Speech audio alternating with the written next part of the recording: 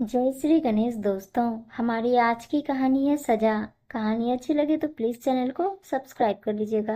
अब शुरू करते हैं कहानी। छोटी रुक जाओ ना मेरे साथ, अकेले जी घबराता है। मैंने दोनों हाथ जोड़कर देवरानी से विनती की। उत्तर में संजय ने कहा, बड़ी भाभी, सकून अपना अपमान नहीं भूली। मेरे हाथ बंधे हैं, पर वह मेरे प्रति अपने फर्ज से अदा है। इतना कहकर मुझे बिस्तर पर लिटाकर दोनों अपने घर चले गए। मैं घर की बड़ी बहू हूँ। देवरानी का हुक्म खुद पर नौकरानी जैसा नहीं चलने दूंगी। बरसों इस घर की सेवा में दिए मैंने। आपको होश भी है कि किसकी क्या जरूरत है घर में। सकून ने प्रति उत्तर में कहा। बाबू के बाद अम्मा बीमार थी। मैंने अम्मा की ओर देखा। वो बेबसी से बोली, अजय की बहू, हमने पहले जोर कर कहा था, घर में अपनी जगह और दायित्व समझो, वरना आने वाले समय में नौकरानी जितनी इज्जत भी न रहेगी। अपने बिस्तर पर लेटे हुए चौंक कर मैंने आवाज की दिशा में देखा तो पाया घर की हर ईंट और छत में से अम्मा जी की आवाज कानों में गूंज उठी।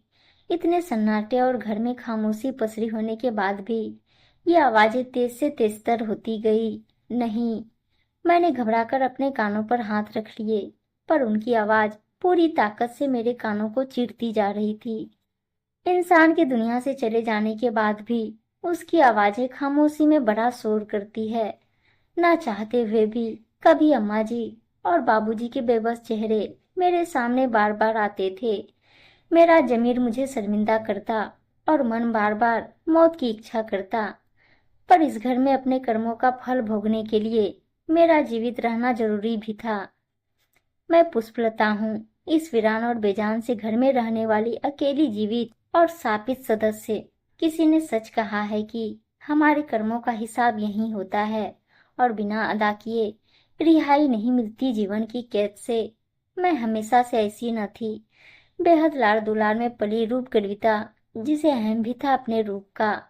माँ बचपन में ही गुजर गई थी और जिस घर में दुल्हन बनकर आई वह बहुत संपन्न था और मैं थी उस घर की सबसे बड़ी बहू थी। मेरी सास के तो पैर जमीन पर न पड़ते थे मेरे बलाएं लेते हुए। वह स्वयं भी इस घर की बड़ी बहू जो थी, उस पर अपने देवरों और ननद की माँ समान बड़ी भाभी भी। सुनने में आता था कि उन्होंने ही सबका पालन पोषण किया था, क्योंकि बिना सास के ससुराल थी उनकी। घर की पुरानी पीढ़ी की बड़ी भाभी अब सास की नई भूमिका में आ चुकी थी और नई पीढ़ी की बड़ी बहू यानी मुझको अपनी बरसों की जोड़ी विरासत सौंपने को आतुर थी। परिवार की जड़ रसोई होती है दुल्हन, कभी मेरी रसोई में पंक्ति भेद न करना। उन्होंने पहली रसोई में मुझे झुमके देते हुए सीख दी। इतने बड़े परिवार के नाम से ही मुझे घुटन हो रही थी। मैंने उस समय सिर हिला तो दिया, पर अपने व्यवहार से धीरे धीरे सबको जतला दिया कि उचित दूरी बनाए रखे। अम्मा जी घर में अपनी देवरानियों के साथ लगी रहती और मैं बेपरवाही से सब देखती। हाँ, अपनी सुविधा में मैंने कोई समझौता नहीं किया। मुझे अपने समय पर उठने सोने की आदत थी। काम चोरी की आदत होने के कारण मायके में रहना भाता और ससुराल भी रहती तो सबसे दूर रसोई घर में ना जाती। भूख लगने पर बाजार का नाश्ता बहुत होता था, यहाँ तक कि मैं अपने पति की भी किसी जरूरत से कोई मतलब ना रखती।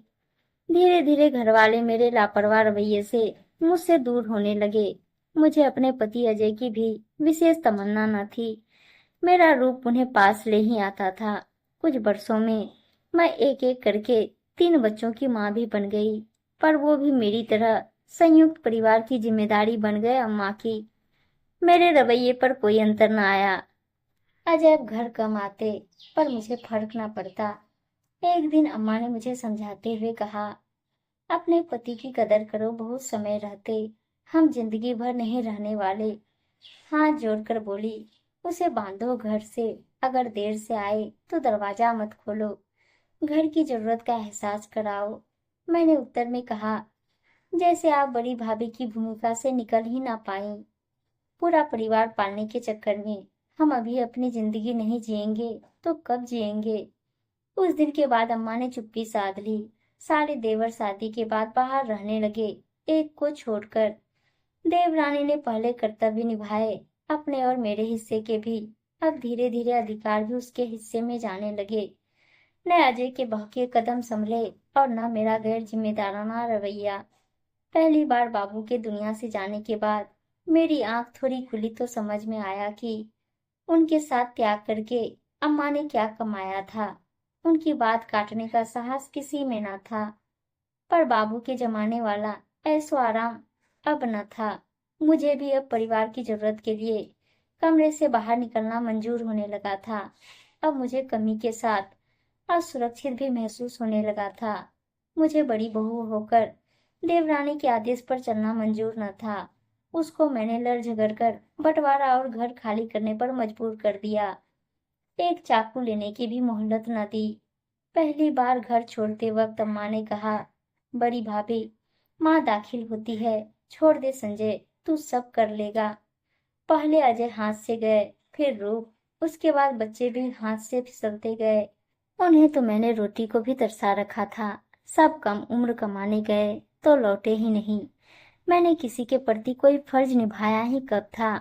फिर एक दिन अम्मा भी चली गई दुनिया से, पर शांति न थी चेहरे पर। उनकी अंतिम विदाई में बड़ी भौजी को रोने वालों की भारी भीड़ थी, और पहली बार मेरा जी अपने अंजाम पर घबराया। उनमें और खुद के कर्मों में अंतर गिनते गिनते भीड़ में उपेक्षित बैठी कब लुढ़क गई। जब होश आया तो पक्षाघात की शिकार हो चुकी थी। अम्मा से खुद की तुलना करने पर बस एक ही मिली।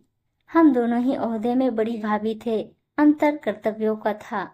उम्मीद है दोस्तों कहानी अच्छी लगी होगी, और अच्छी अच्छी कहानियां सुनने के लिए चैनल को सब्सक्राइब और वीडियो को लाइक शेयर जरूर कर दीजिएगा। धन्यवाद दोस्तों।